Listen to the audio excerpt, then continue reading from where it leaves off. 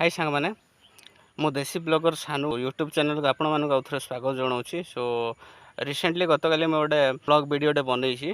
सो यहाँ basically गंडाहाती waterfall location को जाइलु से वीडियोटे बनई।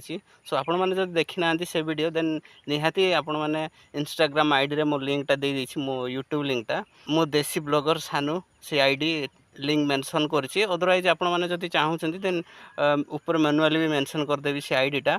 तो जदि भी आपण मैंने यूट्यूब रे सर्च करछंती देन मो देसी ब्लॉगर सानू सर्च कर दियंतु पड़ा आसियो।